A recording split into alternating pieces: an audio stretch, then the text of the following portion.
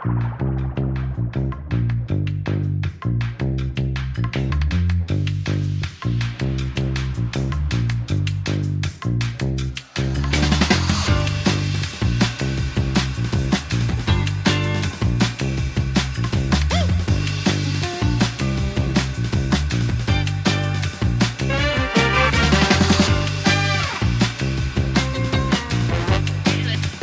datang di acara Indonesia Women in Finance. Agility is our asset.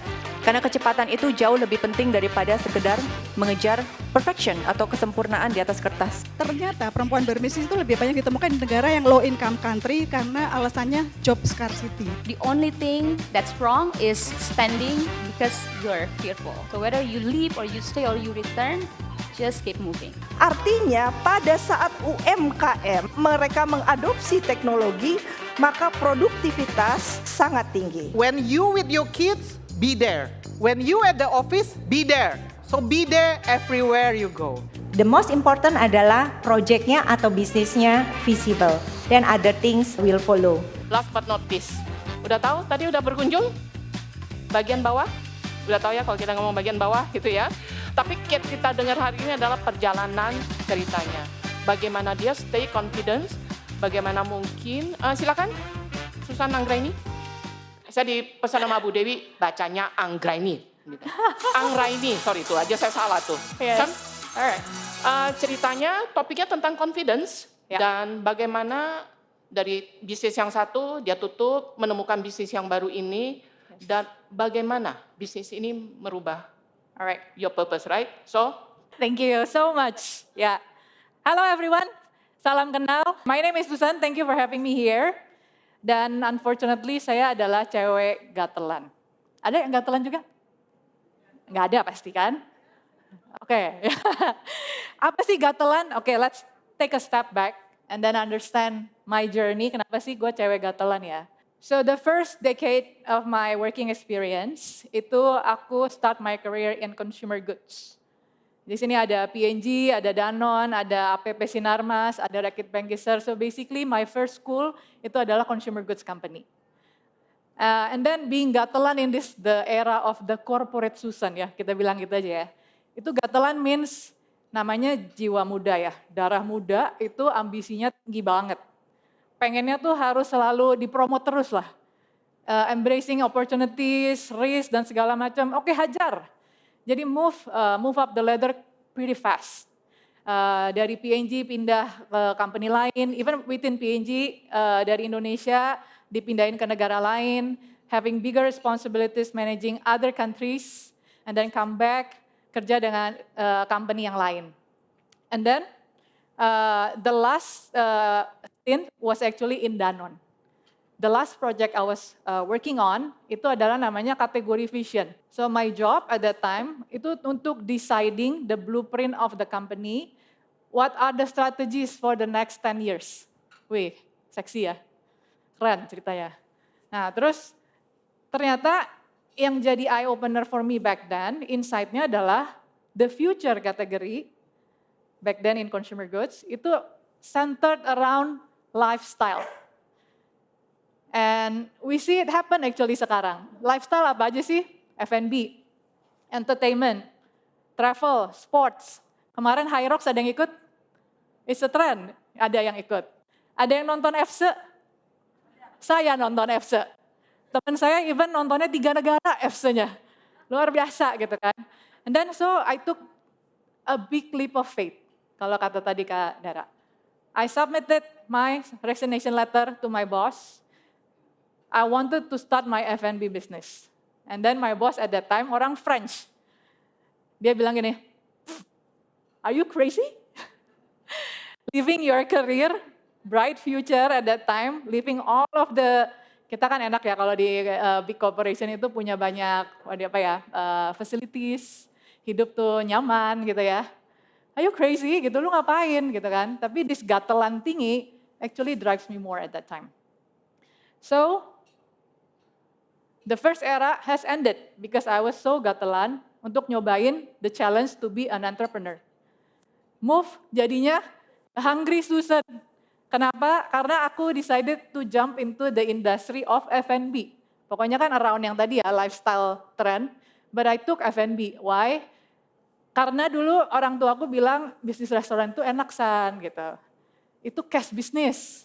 Kalau orang finance pasti langsung ngerti ya. Saya nggak ngerti waktu itu. I just jump. Nah ada big leap of faith juga, tapi with the, mungkin bungee jumping kalau yang udah pernah bungee jumping. Loncat, tapi tahu kita akan balik lah, penuh perhitungan ceritanya gitu ya. Fortunately my husband at that time itu support me all the way. So aku sold this idea to my friend waktu itu di Danone juga. Hey, do you want to jump with me? Gitu kan. Kan ada kan bungee jumping berdua ada kan? And then sisanya, oke, we book a ticket to Korea. Kenapa Korea? Karena trennya waktu itu Korean Wave. Zaman Rain waktu itu. Ups, udah ketahuan lah umurnya ya. Anyway, we flew to Korea, cari ide awalnya. Apparently kita ketemu sama satu chain. Ada sekitar 300-400 outlet di Korea, we sign the deal. Franchise, master franchise, namanya Seorai. Mungkin kalau ada yang udah pernah dengar sebelumnya. Balik ke Indonesia, buka outlet pertama di Peak. Kecil banget, small outlet. And then that was crazy karena it took only 6 months for BEP. Life is beautiful guys, gitu kan. Gila ini bisnis cuan. Wah oke banget, oke. Buka terus. I was there for almost 11 tahun. Kita punya 27 cabang, 5 di Singapura. That was the part of the hungry Susan. But then unfortunately, pandemi hit 2020. No cuan. Definitely no cuan. Ingat waktu tadi aku cerita project di Danone ya, talking about category vision, itu even 10 tahun ke depan, kita udah tahu what will happen. Benar nggak? Kita kan perempuan senangnya plan ya. Kita tahu what will happen in the future. During pandemi, we didn't know what will happen tomorrow. Wah, it was crazy. So again, the driver for me untuk ngejalanin bisnis ini definitely cuan. When there's cuan, what happen? When there's no cuan, mau nggak mau kita harus adapt. Tiba-tiba bulan Maret 2020 harus lockdown, harus PSBB ya istilahnya zaman dulu. Harus dirumahkan. Restoran yang tadinya sitting arrangement harus jadi delivery. And then kita sempat melahirkan satu brand baru yang khusus delivery. Tapi kita nggak bisa bertahan. Why kita bertahan 1 tahun 2021 akhir tutup, just for the sake of supaya staff kita itu bisa makan dan bisa hidup. But anyway, that was the end of era karena akhirnya kita nggak bisa menahan nafas lagi. It was closed 2021, no cuan, no future, we close. At the same time, I'm also a mother. Saya punya 2 anak perempuan, Kimi dan Kirsten, they are now 20 dan 18 tahun. Kan kata orang kalau seorang ibu itu mewariskan intelligence ya, benar gak? Saya mewariskan gatel. Anak-anak saya itu adalah generasi bayi sensitif. Alergi susu formula, alergi keringat, alergi dingin, alergi debu, semua alergi dah pokoknya. So, during pandemi, at the same time ya, itu kan bisnis restoran lagi timbul, tenggelam, ya tidak timbul lagi ya. Nah at the same time, I have my own silent problem. Saya ini cewek gatelan literally. Ketika lagi period, itu gatel the vulva area, down there. Ada nggak yang sama? Ya angkat tangannya agak malu kan ya. Oh ada tuh ya, agak malu karena yes I understand you because this is a silent problem buat kita. Nobody talk about this. Aku juga nggak ngomongin ini gitu kan. Cuma pas lagi pandemi, itu the problem getting bigger and bigger. Before pandemi, it was the time when Kimi, anakku yang pertama, itu preparing her first period. Aku udah tahu nih, karena anakku sensitif kulitnya, I started to find better pembalut. Karena buat aku udah gatel. Tapi aku pikir at that time namanya jadi cewek lah ya, nerimo aja. Mungkin ini part of the process, bener nggak teman-teman? Ya udahlah mau ngomong juga kan malu gitu kan. Ya udah live with it. Tapi when it comes to anak-anak kita, tadi kata Bu Elin juga, kalau anak kan kita suami belakangan ya. Tapi kalau anak kan kita, wah drivernya lebih kenceng. So I tried semua pembalut di Indonesia, unfortunately semua gatel.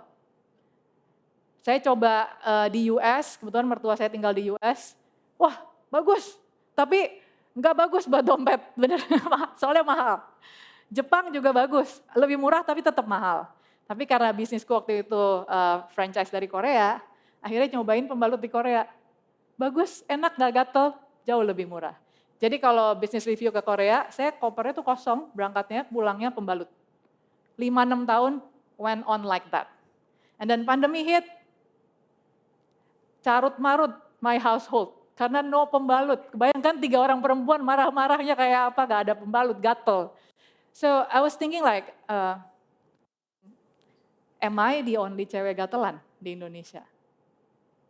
Am I the only one with this problem? Karena nobody talk about this. So aku barengan sama my partner, co-founder, ada Dina di sini. Tiba-tiba pas lagi pandemi kan kita jadi dekat sama teman lama ya. Tiba-tiba online, tiba-tiba ada WhatsApp group. So we use this platform and that moment to actually do a little survey. Kita pengen tahu berapa persen sih, berapa banyak perempuan yang gatelan juga. We send out survey to probably cuma 300-an lah ya at that time. 80% itu punya the same problem. Mungkin same in this room as well. And then 20% kulit gua oke kok, baik-baik aja gitu kan. So we did a research, kenapa sih bisa bikin gatel?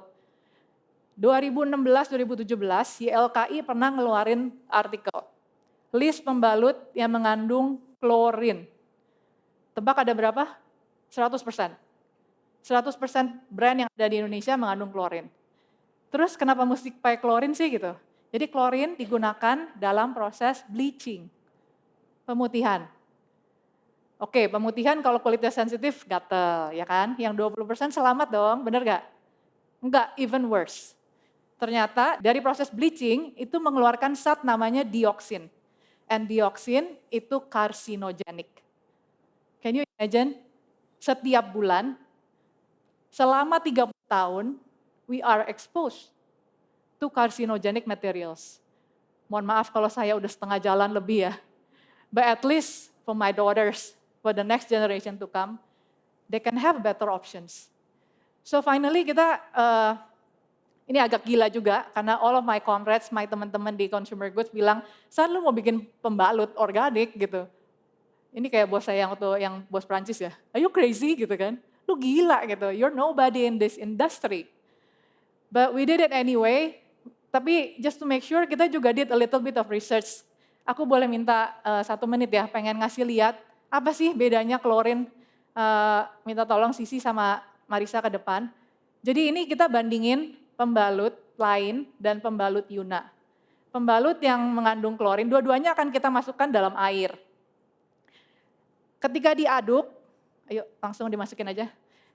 Yang Yuna yang sebelah sana ya, ini pembalut lain. Dimasukkan dalam air dan diaduk. Nggak usah nunggu 1 menit kelihatan bedanya. Yang sebelah kiri itu airnya jadi agak putih ya, kelihatan nggak? Karena ini mengandung pemutih. Lihat yang sebelah kanan, clear, because no chlorine.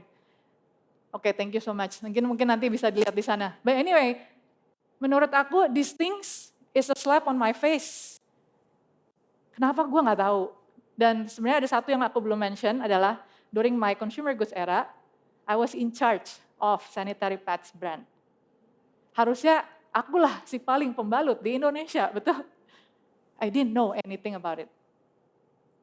And then when I recalled back, my regional team, my global team back then, itu mostly cowok loh guys.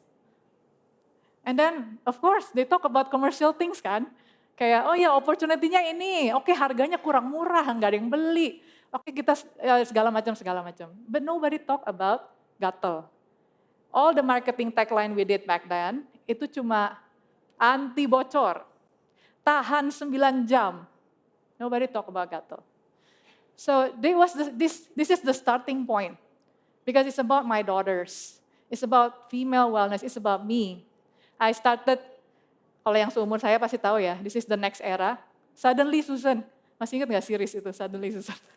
Suddenly Susan the founder, Jadi mau nggak mau akhirnya kita start this one. We're starting Yuna 2022. We launched organic period pads di belakang. And then it was not an easy journey, but today we just celebrated our 4th year's anniversaries. And then we have made impact to 200.000 perempuan di Indonesia. And soon we will come to Thailand and Malaysia as well. But it was not easy. Kenapa? Karena tadi yang aku bilang, we are entering industry yang udah banyak big giants. Nggak ada challenger yang kecil kayak kita.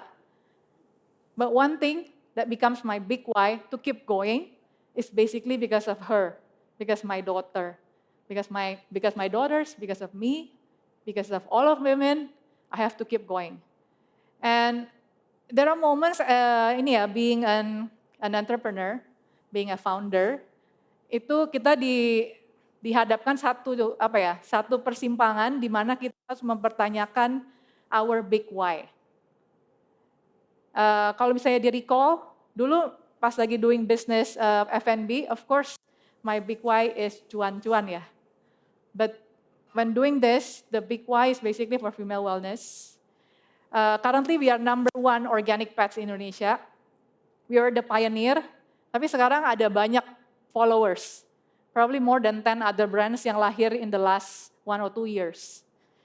And then at one time, there is this brand that cut down their price permanently 50%. Just to be able to reach the magic price buat Indonesian market. Buat gambaran aja, pembalut itu biasanya harganya berapa? Hafal ya? Nggak hafal.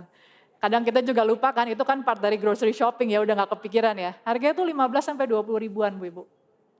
Yuna harganya berapa? Kalau 1 gelas kopi tahu nggak? Berapa? 30.000 ya? Sama harganya 30.000. Jadi yes, lebih mahal sebenarnya. Nah ada satu brand yang cut down price-nya 50%. And then they got market shares tremendously, naik. But me at that time, and us the founders as well, we decided not to follow the game. Karena kalau turunin harga artinya apa? Artinya harus speknya di drop. We are sacrificing my daughters, we are sacrificing your daughters, and the next generation.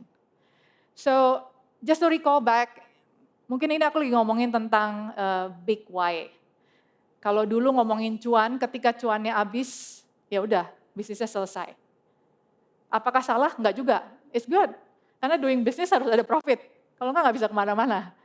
But then, it keeps me going even more with this journey. Karena my big why is not only about cuan atau me proving myself anymore, but it's about her. Therefore, I can stand today saying that I don't want to reduce the quality of the product. And then we move forward with that. So I choose the messy for the meaningful journey. So that's my journey, being gatelan, mungkin gak selalu konotasinya negatif ya. It could be a good driver, pursuing our curiosity, developing ourselves, and also giving solutions for others. If today in this room you also have punya curiosity yang seperti ini, is it big enough for you untuk submit your resignation letter tomorrow? Atau enggak, atau mungkin nanti tahun depan or whatever. All the best with that. Just go with it. Go along with Dara. Just go with it. Pasti ada jalan. Yeah. So I think that will be all.